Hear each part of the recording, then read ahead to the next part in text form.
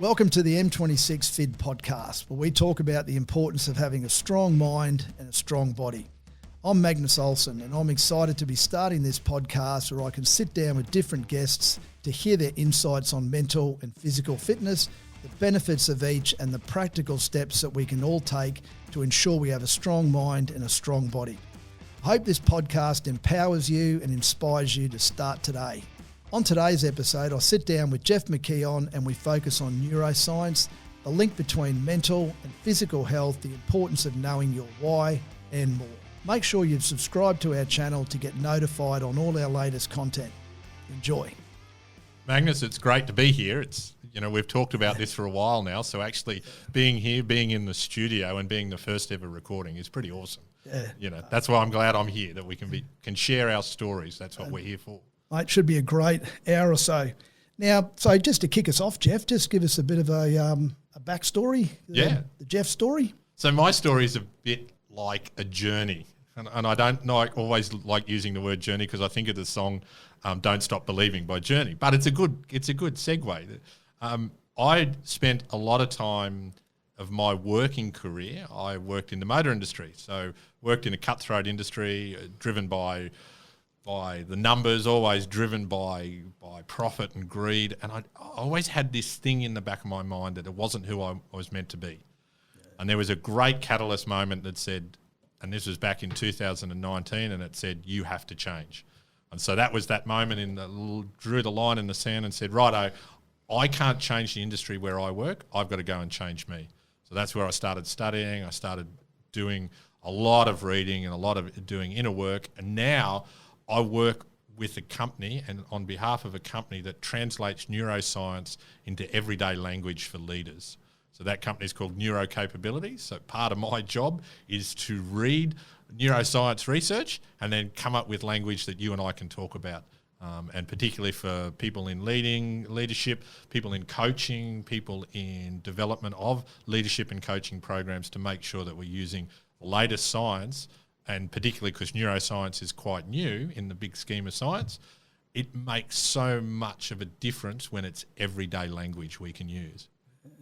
That's exciting, mate. So jumping in and doing something that you feel like you're living your purpose, obviously.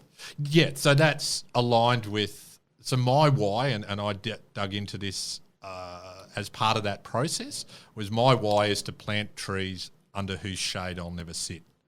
It's not about me, it's about how I can help someone else and how I can help their family and how the next generation's coming, we can make a difference.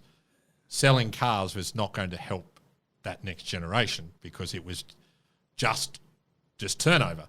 Having said that, it provided my family with an income and a way of life, so it did what it needed to do. But ultimately, inside me, there was something more I needed to do. Yeah. And that was that moment, that catalyst that said, okay, time to change. Yeah. That's awesome. Definition of mental and physical fitness, how would you describe that? If you're looking at achievement, so sometimes when we look at what people do, there's always these benchmarks, particularly in anything fitness related. There's times, there's numbers, there's always something to compare with. For me, physical fitness and mental fitness, when you get both of them together, it's about achieving anything you set your mind to. And you and I have been in a space where we have seen people do some of the most amazing things that they themselves didn't believe they could achieve. I've always been a swimmer. As a young kid, I was always a swimmer, and then I've been a cyclist for over 30 years. As a cyclist, though, I'm not the fastest guy. I'm not the strongest. I'm not the quickest. I'm certainly not the quickest up a mountain. I'm 6'2" tall. I'm not designed to go up mountains. But I love the physical challenge of going up mountains because you get to come down them really quickly. So for me, the byproduct of that mental fitness is that I could get my 6'2" tall body up to the top of that mountain to then enjoy the ride down. So when I look at people I ride with, I'm the fastest down the hill, but I'm yee-hawing like a 12-year-old kid. So I'm having as much fun as I possibly can riding down a mountain. I needed the mental strength to get to the top though. So if I didn't have the mental strength, why would I ride to the top of the mountain? And then I would have missed out on all the joy of riding down. Now, being on the bike for so many years, it is really my calming place. It's my happy place to be. Going for a ride, however many days a week, is just who I am. Combine that with taking my dog for a walk on the alternate days. When I'm not on the bike, I take the dog for a walk. That moment of calm, that's what we all need during the week. That's when we talk about the mental strength along with the fitness. And it's something you and I have talked about before. I don't look like a person who's the fittest person on the planet, but I don't need to be to achieve the stuff I do. So my cycling now is about fundraising for cancer research through an organisation called Smiling for Smitty, based here in Brisbane. We do events all around the country and even over to New Zealand. It's all about getting to the end of that goal. So the big challenge that they have done is Townsville to Brisbane, or Brisbane to Townsville, so 1,600 kilometres in 8 days. So you're averaging 200 Ks per day. That's a big effort. That's a huge effort. And I first did that when I was 47. So it's not like I said, oh, let's go and do that. And it was the mental strength when you're on your worst days. So if I didn't have the mental strength, the physical fitness didn't matter. Yeah. You can be the fittest person, but if you don't have the mental strength, you're not going to be able to achieve that. So just to dive into that a little bit. So how would you sort of look at that mental strength and where you've gotten that from and how that actually does help in those tough days on the bike? Well, it's for me on the bike, it was tying into what's my why. So if you don't have the why, you just go out and ride your bike, you know, and a lot of people will race their mates and see who's the strongest and fittest, and they do an hour or 2 hours. We're talking about 8, maybe 10 hours per day over a prolonged period.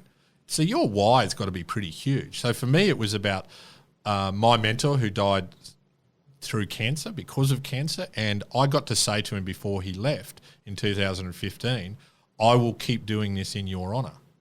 That was my why, that was my legacy. So to honour him, I'll keep fundraising, I'll keep riding, and if you don't have that why, you're not going to push yourself deep.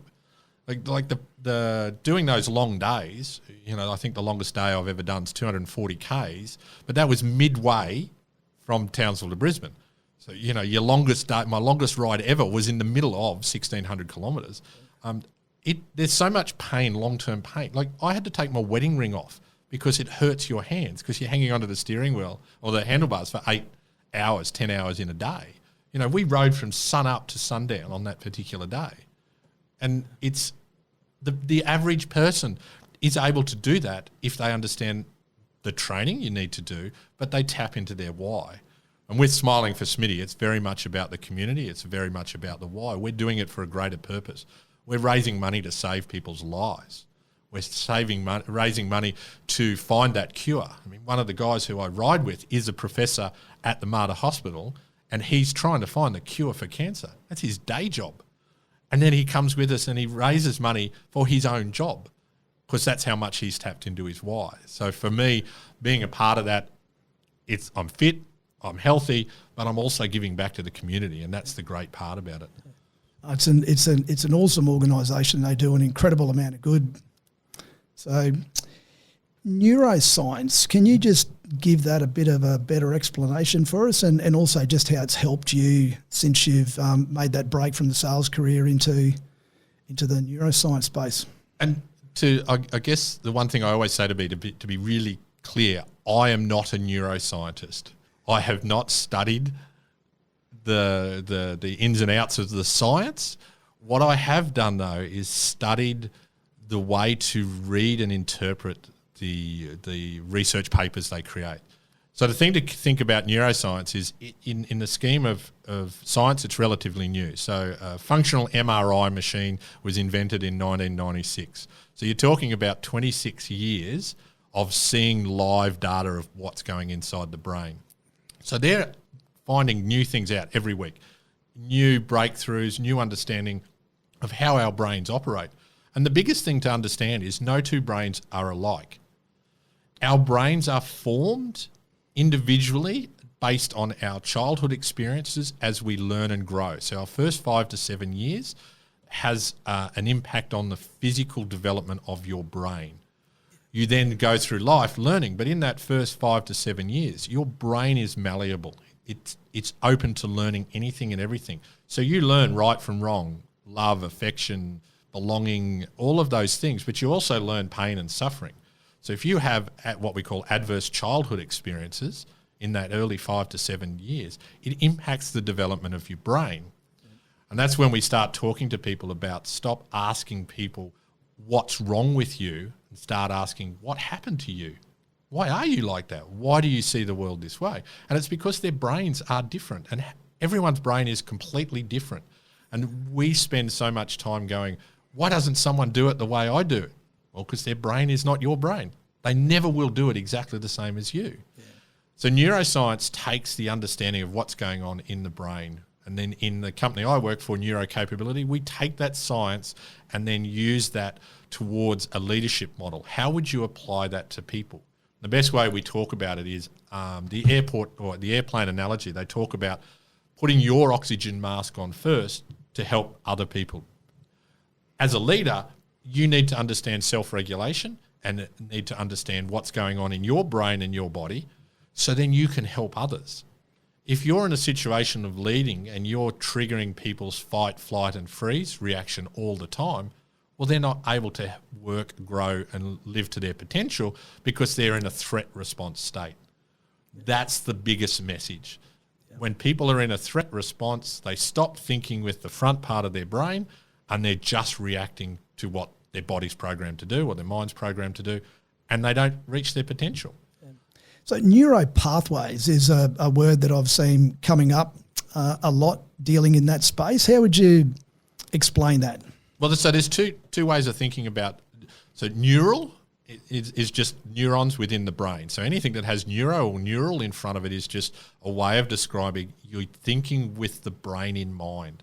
So a neural pathway is how your brain is wired, and something you use regularly gets stronger and stronger and stronger. So think about your neural pathways as like a highway. It starts out as a dirt track and then it eventually ends up as a 6-lane concrete steel mass, and it is so hard to change. So when you have a neural pathway, it's wiring of your brain. Neuro pathways, you hear sometimes people talking about that, is using an objective way of looking about what you're doing from your brain's point of view. So there's actually a little bit different between language, but anything to do with neuro is thinking with your brain. And the more we do that, the more we understand behaviour. And when you understand behaviour, you can then work on what are you going to do to change that, what are you going to do to improve it, how are you going to make that better? Because if you lead with the brain in mind, you can help people. And when you help people, they thrive, you get higher performance. Too much in leadership is about control, command and control. If you're wanting to use a trust and inspire model, you need to lead with the brain in mind. That's the big thing. Shifting it to what is this doing to a person and how are they going to react to it? Yeah. But going back to not everyone learns the same way.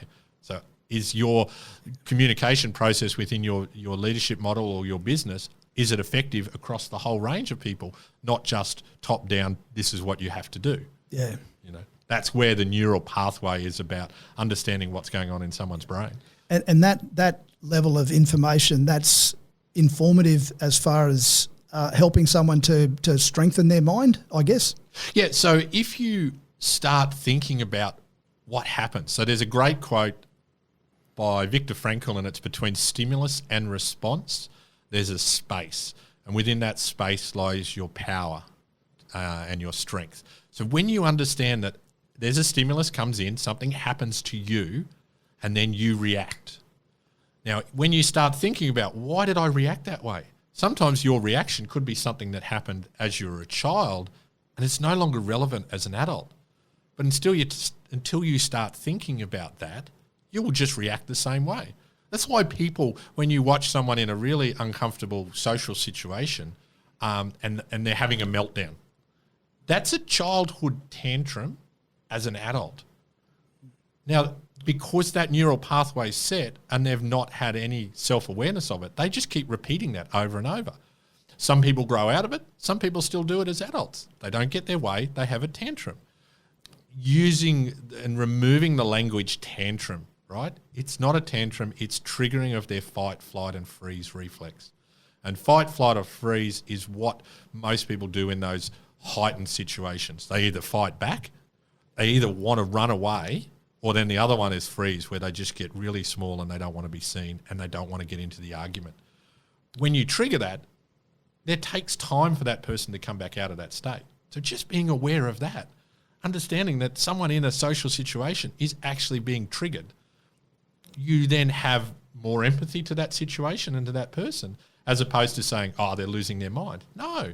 Why are they like that? What's happening? Get curious. And when you start getting curious about what's happening in your brain, you can start getting curious about someone else's.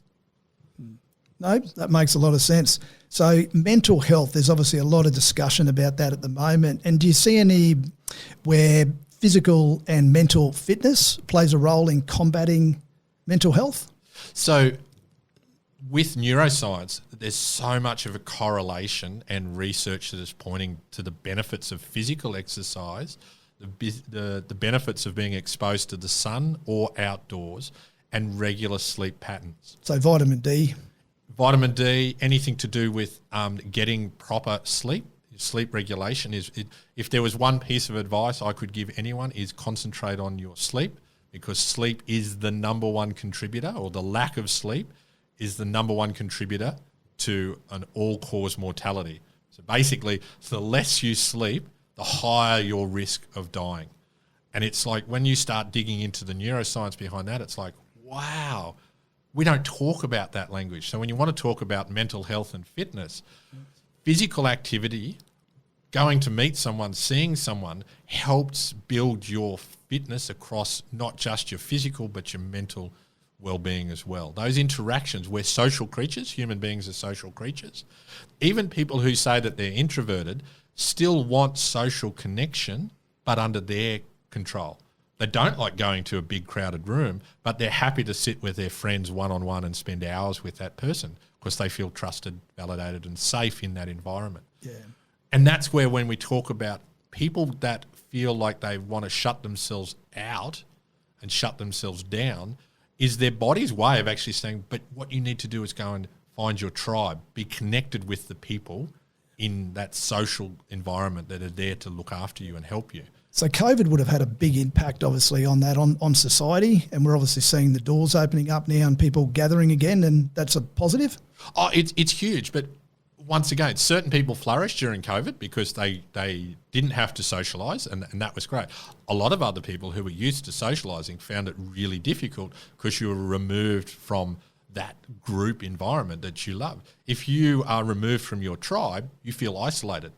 If you're a person who doesn't mind a little bit of isolation or being on your own and your own company, that's okay. To you, COVID was wonderful. You just didn't have a problem at all.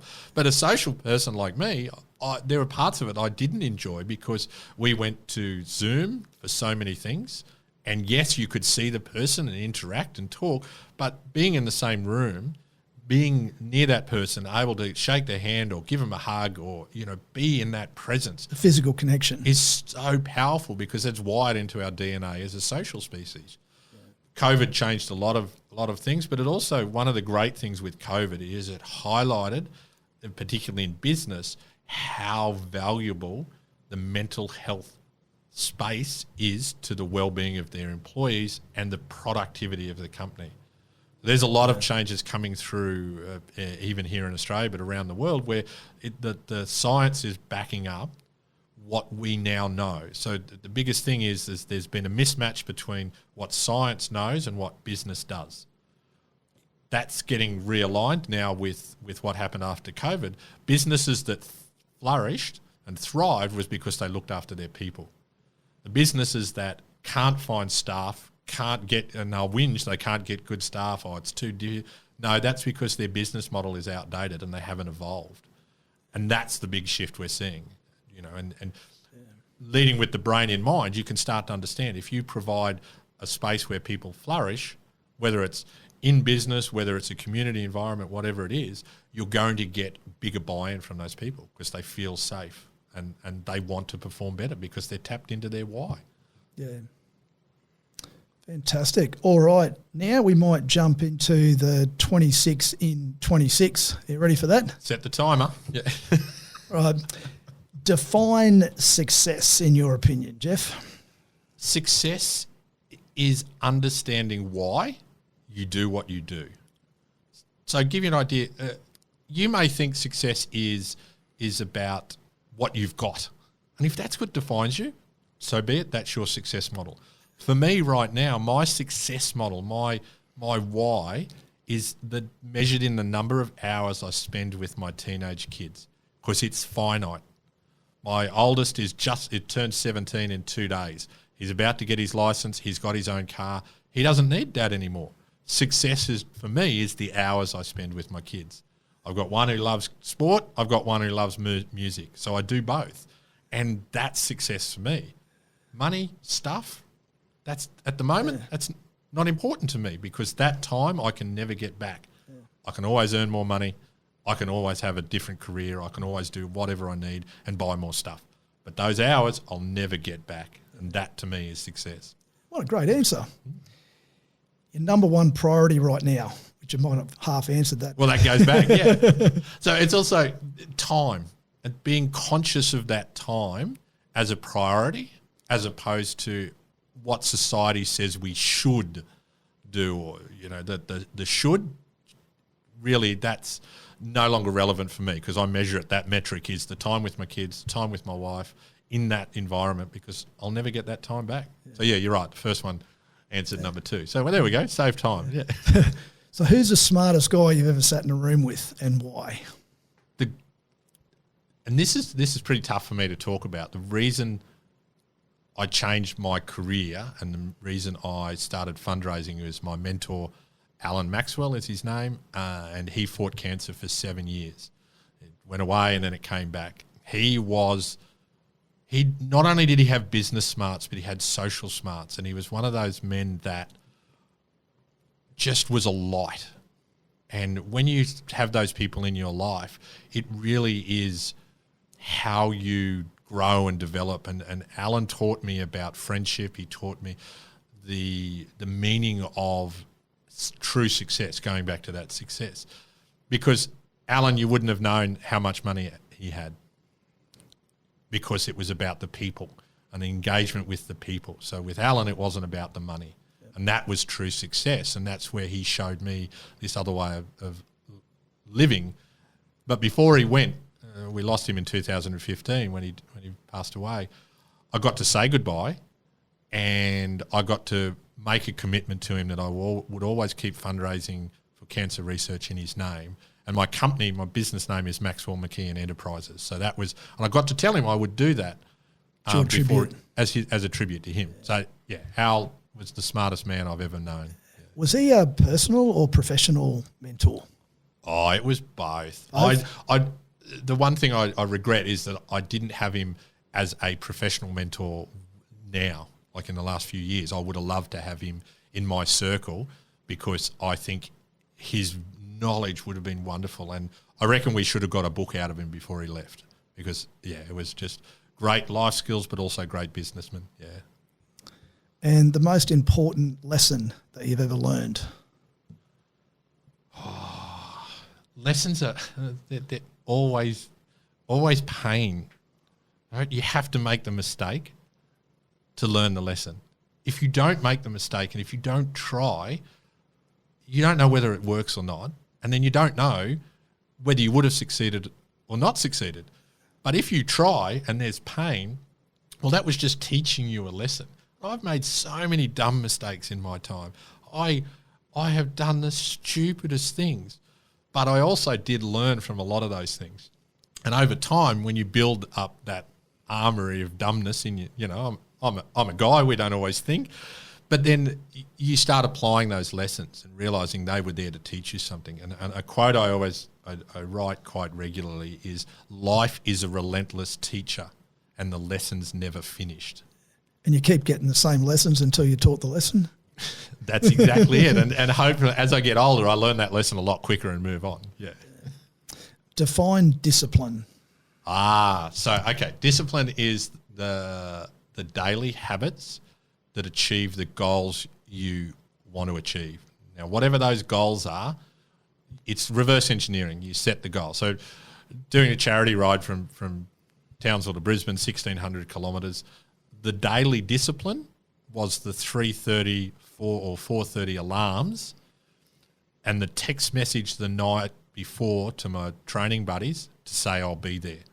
So the actual discipline, the daily discipline, was sending that text message the night before a training ride. So commitment? That does both. You're committed to the other person. You know you're going to show up. You're committed to your training calendar. But the big goal you're trying to achieve is so huge that you've got to reverse engineering it. And that's where the daily discipline, looking at what you can do. And then the other time is not beating yourself up if you do miss a day. We're human beings. There are some days where you've got to say, no, I'm not feeling it today. And your body might say it or your mind might say it. And sometimes you've got to allow that. Yeah. And then there are other times you've got to go, okay, I ignore that and keep going. You know, we're human beings. We're fallible. We're not perfect. And anyone who thinks perfection, that gap between perfection and being a human being, you're allowed to give yourself a break. You're allowed to have those off moments as long as you go back to the daily discipline. What's worse is when people have a bad day and then they drop it completely because they're mentally they start beating themselves up because they're a bad person. No, you just had one bad day, get back on and do it again. Yep. So sport and that why has obviously had a big impact on you to maintain and assist in growing good discipline habits, would you say? Yeah. And when you get on a bike to ride 200 plus kilometres, you have to have the discipline or otherwise there's no logical reason to get on the bike and ride 200 Ks. Really? I have cars. Like, get in a car, get in a plane. Like, there's a much easier way to get from Townsville to Brisbane. It's called a plane. You know, you do it in less than 2 hours. It took 8 days on a push bike. So, yeah, the sport is a great teacher of discipline or anything. You know, I have a son who is a mad cricketer. It's all about practicing hitting the ball. But I have a daughter who's a singer. So her discipline is every night in the shower, she practices her singing. Over 3 years, the massive improvement we've heard in her voice because she does it every day, every single day. You know, luckily we're not in water restrictions, but, you know, it's the daily discipline. You do it all the time. So I'm also hearing consistency in there. Obviously, that you think that plays a big part in the discipline? Well, it has to. So you have to set up what's your daily habit, what are you going to do, and then be as consistent as humanly possible. And the gap between if you drop a day, don't beat yourself up, just get back and reset. That, and I said that before, that the problem is a lot of people, they drop a day, I can't do this. Well, it's just be a human. But get back into your daily discipline and be as consistent as possible. Yeah, consistency is the key because a lot of research comes around habit formation and talent. Talent is an acquisition of skills over a vast amount of time. It starts very young and builds up over time. You know, my ability to communicate literally came from 25 years in the motor industry. So I actually look at that as a benefit that I learned to be able to talk with people, to anyone in any circumstance, because for my career, I was talking to people every day of the week. That's a skill, consistent daily action. Yeah. Next one's a tough one. The greatest decision that you've ever made. No, it's not a tough one. No? I asked her out. Right? The greatest decision I've ever made in my life was asking her out on a date. How old were you? I was 20, I'd have to do the math, 23, reverse engineering the math, 28 years, 29, coming up 29 years. The love affair with my wife is the greatest achievement of my life. And because I asked her out, that's my greatest success in life. You know, my children are my byproduct of that one decision of saying, okay, I'm nervous, I'm worried, but I'm going to go and ask her out. That's it. If anything ever defines my life, it's that moment. And describe your best natural talent, do you think?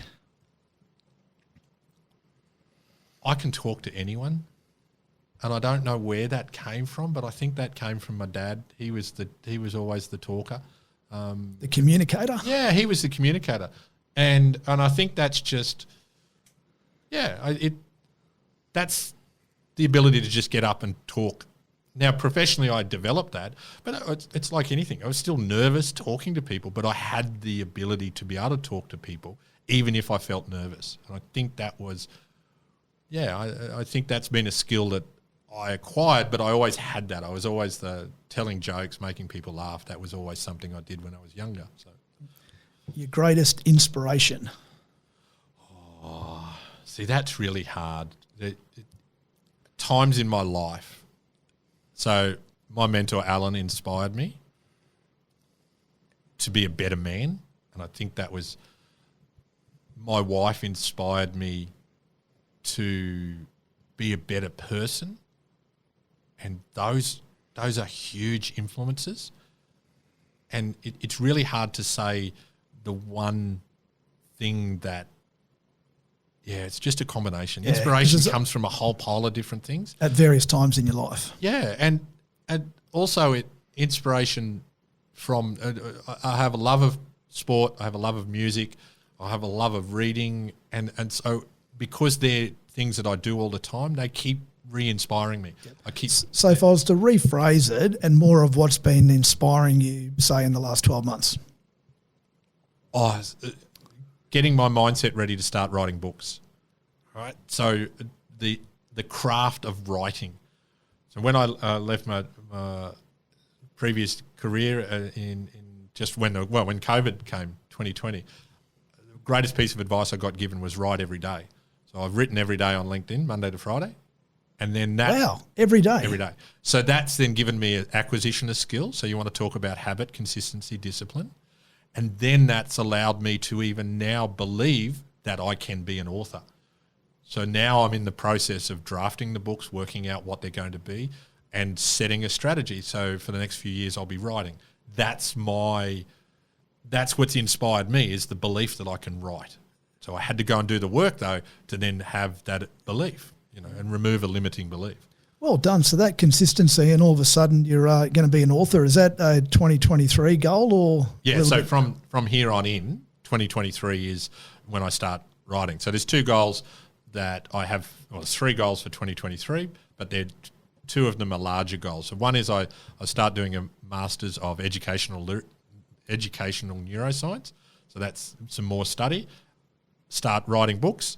And then the other one is doing the Noosa triathlon in November. I believe you did that way back when you were a youngster. Is that right? I did it when I was about 20, and I've done it a couple of times since. But using what I know now and being disciplined and the consistency, it's going to be I'm going to start 1st of January, and it's going to be a 11-month science experiment. So I'm going to use everything that I've learned over the last couple of years in regards to applying neuroscience, applying business practices, because there's discipline in business, and also fitness, and then just see what I can do at the age of 53 versus what I did when I was 20, when you just went out and did it because you were young and fit.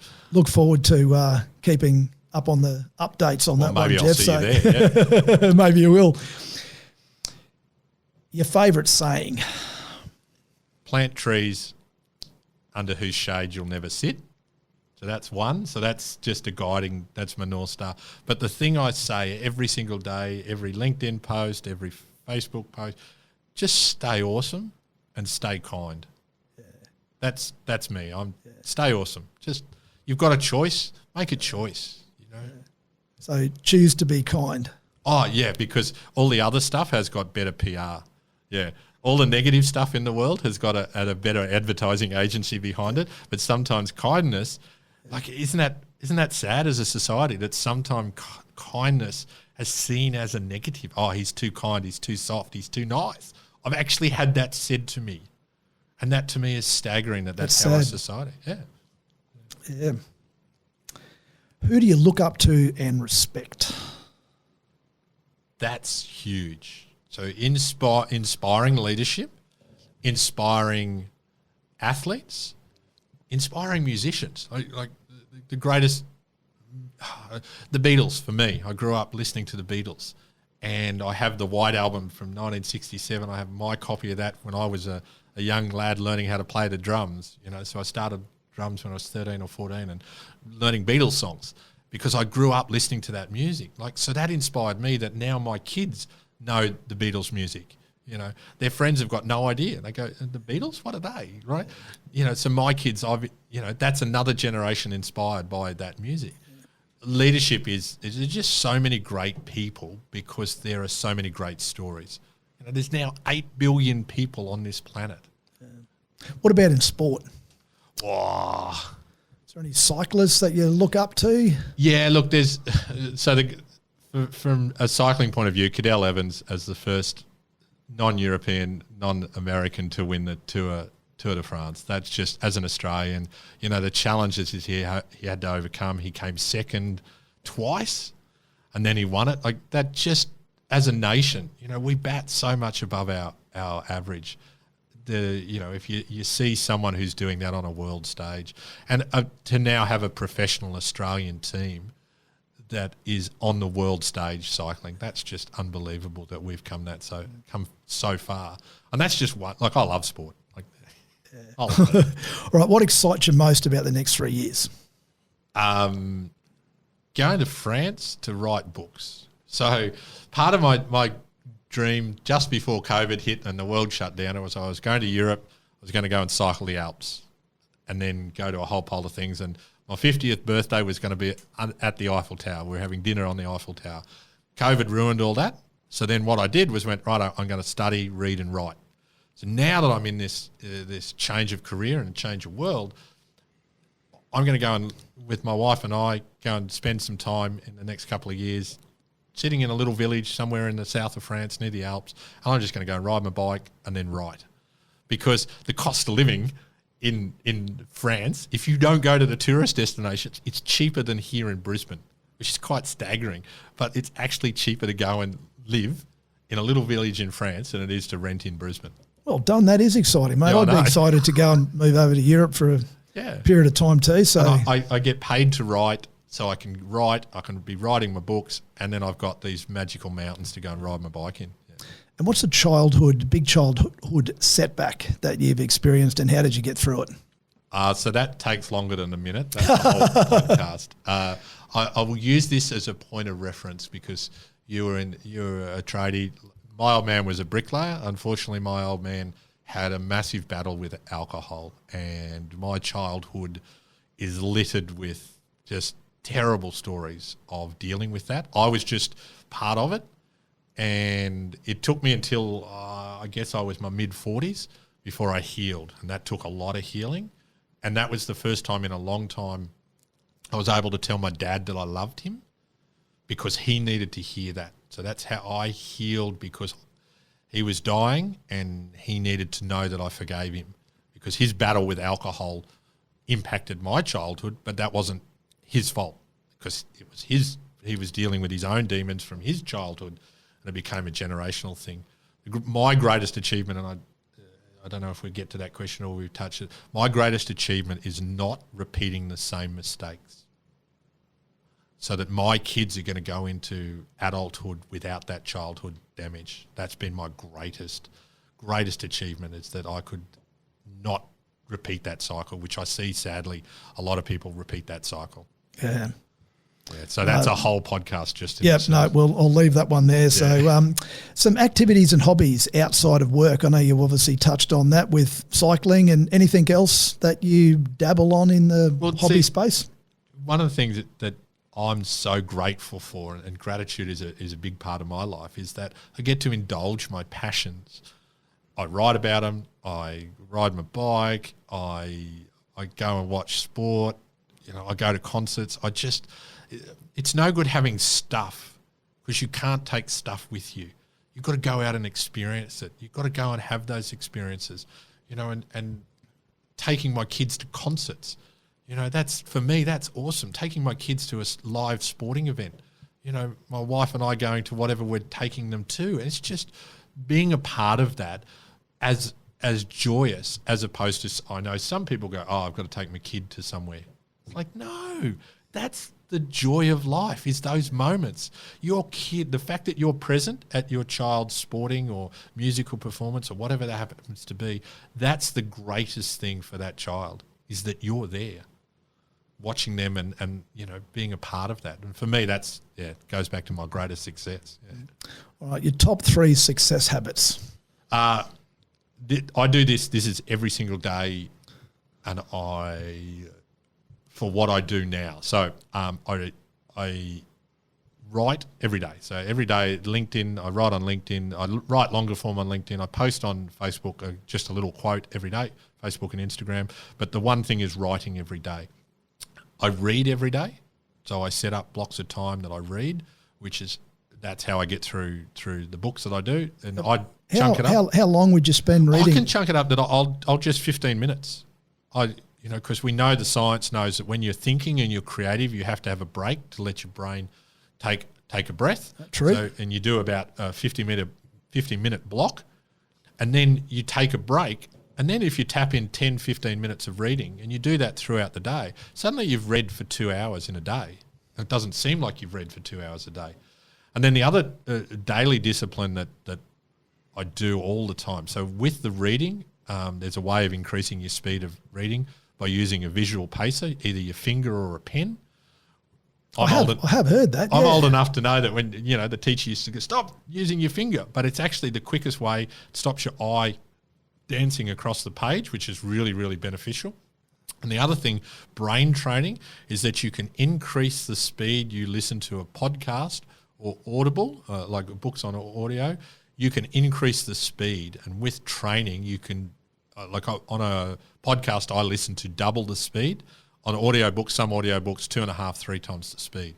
Your brain can actually process at about 3 to 4 times speaking. Is that a neuroscience thing? Yeah, so there's a great book called Limitless by Jim Quick, and that's where it came from, and I experimented with it, and it's how I do. So Jim Quick teaches you how to read quick.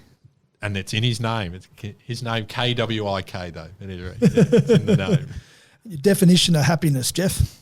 Being grateful to be alive, Magnus. Every day you take a breath, someone's dying. So today, we will lose however many people. The luxury to take a breath and have a heart beating.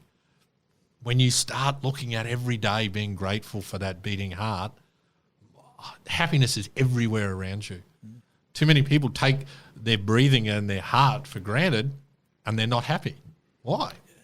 It's there. It's all around you. You just have to look for it. That is a great answer. Very true. That gratitude just is something that's taken for granted. Yeah. And there's science that backs it up. But even without the science, when you're grateful for stuff, you realise that what you've got is quite often enough. You don't need any more because you're grateful for what you've already got.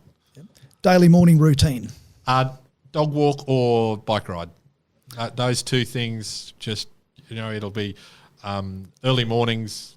Yeah, it doesn't matter. Dog walk or a bike ride. That's, yeah. Yep. The best advice you've ever received. This is from Alan, and this is when my son was about 1. I think he was about 1 or so. And my son, going into his second birthday, probably had the most amazing Lego collection. And Alan said to me one day, don't buy them what you wish you had. Teach them what you wish you known. And it was like, oh, my God, I'm buying Lego for me. What a great saying. Oh, and it stuck with me, so teach them the stuff you wish you'd known. The greatest bit of advice I got at when my kids were such a great young age. And then one of the things I did was I gave both my kids to read Scott Pape's book, The Barefoot Investor, because I never had financial literacy when I grew up. I grew up in a really ordinary situation and had no idea, grew up in a scarcity mindset. My kids understand that. My kids know more about money as teenagers than I did in my mid-20s, Yeah, teach them what you wish you'd known. Biggest regret? So I pondered this one. And thank you for preempting the questions, because some of them you question your life.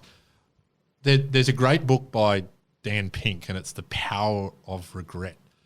Regret of doing something and failing diminishes over time.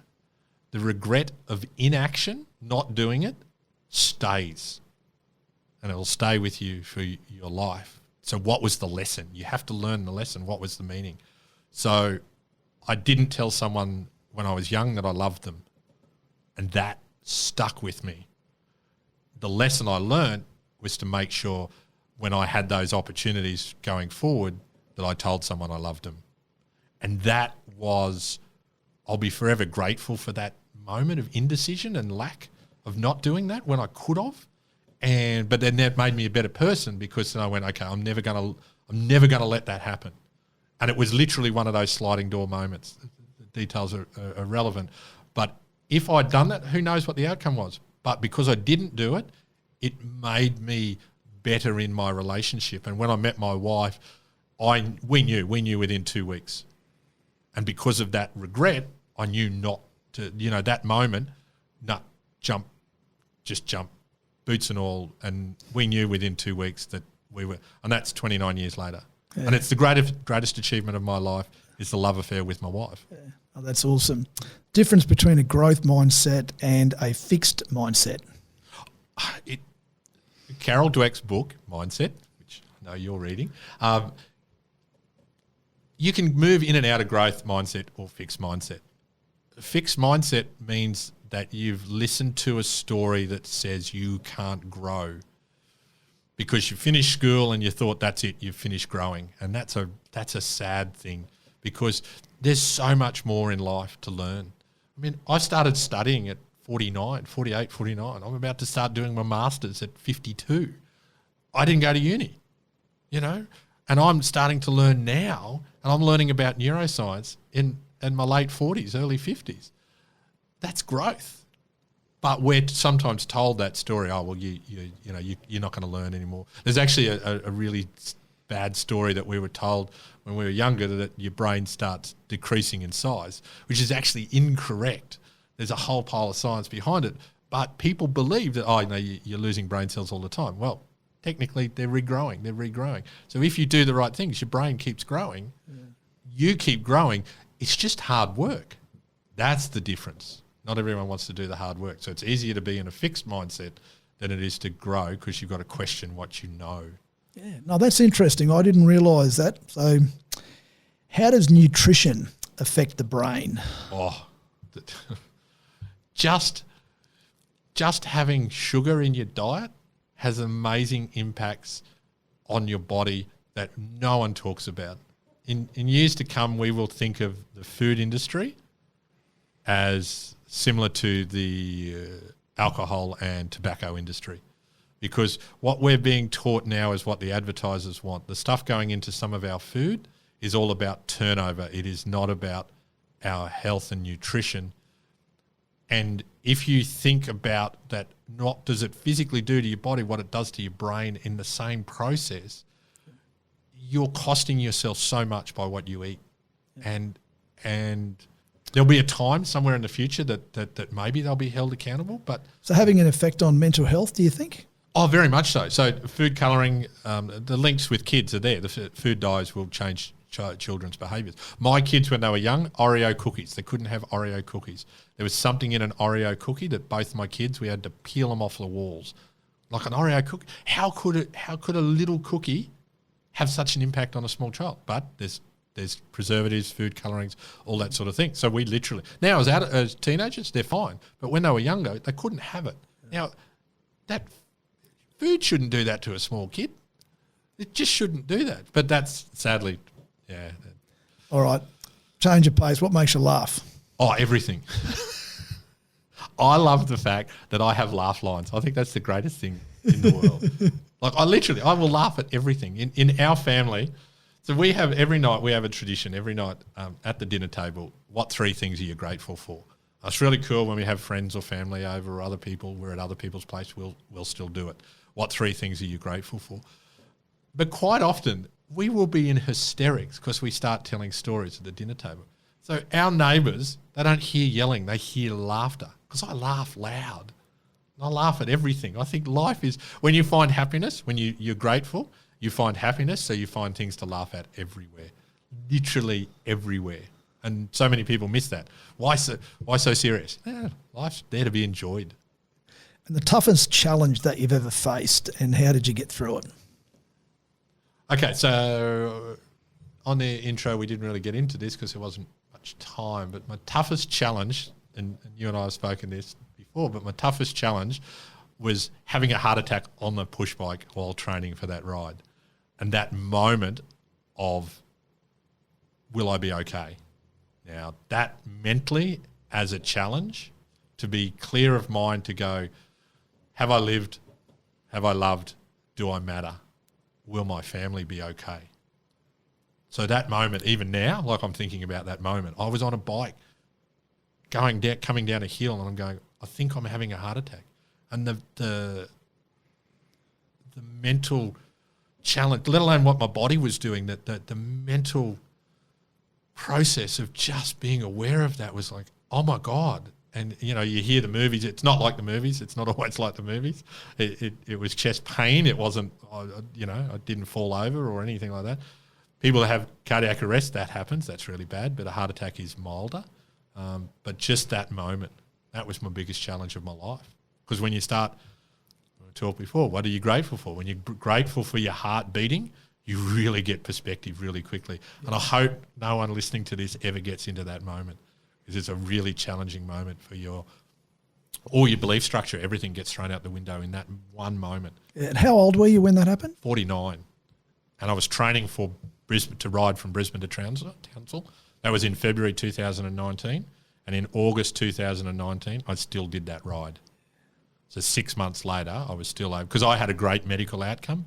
I actually came out after the heart attack. I actually came out fitter, which is crazy. So I had a really, really good medical outcome, and then ended up doing that 1,600K ride 6 months later. Subsequent to us having that discussion, I went and got the calcium artery score, so you're beautiful. I was okay. Yeah. So a must-have quality for success, do you think, Jeff? Oh, we touched upon it before. It's just discipline and consistency. So one thing with discipline and consistency, and if you use fixed and growth mindset, is also the ability to realise that what you're disciplined at and your consistency may be the wrong path.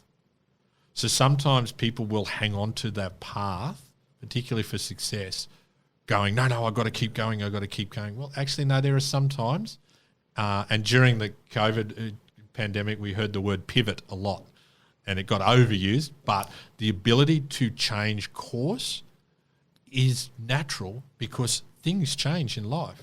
So some negative disciplines. Yeah, so the ability to assess where you're going. I think that's the main thing. There are some times when you've got to stick the course, but there are other times when actually, no, I need the wisdom. I need the wisdom and the perspective to realise that path and that course, I actually need to change that. Yeah. And that's that growth mindset. You've got to be open to it. Yeah. A most memorable moment. I can't narrow it down to one. There's a great story in our family. We laugh. I was talking about a game of football I went to once, and I opened my mouth at a party one day and said, it was the most amazing day of my life. And my wife said, what, better than our wedding day? Yeah, so. So that one could get you in a bit of strife. Yeah, I know. But Magnus, once you look for joy, you find those moments every day. Yeah. Every day needs to be like that, where we're looking for joy and happiness is there. So when you start looking for those moments, you find them in everything. And that's what people miss. They think it's this big, no, it's all around you. You've got to be appreciative of it. All right. Well, you've done well, Jeff. We're up to question 25, and just give us a game-changing tip or piece of advice.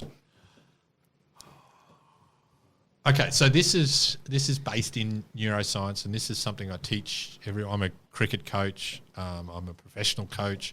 I have teenagers. I teach this to everyone because it's based in science, but it's the simplest process to help people self-regulate. So our nervous system, fight or flight, reflex, all of those things can get triggered. Every person's different. But knowing how to self-regulate, to calm yourself down, because there's a great line, never in the history of calming down has anyone ever calmed down by being told, calm down, right? You're just not going to do it. But it's a really simple thing, and it's a double inhale through your nostrils and then a big sigh. So now you repeat that 5 or 10 times. What that does is actively calms your nervous system down. So it's called your parasympathetic nervous system. It activates that. Now, we do that naturally. We actually do that while we're sleeping, but we also do it when we stop crying. So particularly watching a small child, because they cry more than us adults do, but when you watch them cry, you'll hear them go at the end, and that's them self-soothing. You practice that before you have to pick up a phone to make that awkward phone call. You're actively using it. You practice that. I teach this with the batsmen when they're going out to face the first ball, because they're very nervous, right? A lot of nervous energy. You use that as a skill and a technique before you need it. So it's no good trying to learn it while you're stressed. It won't work. Learn it beforehand. It's an active technique that you control your response. That's a great tip. Very useful. Thank you. Last question, Jeff. Finish this sentence. I believe.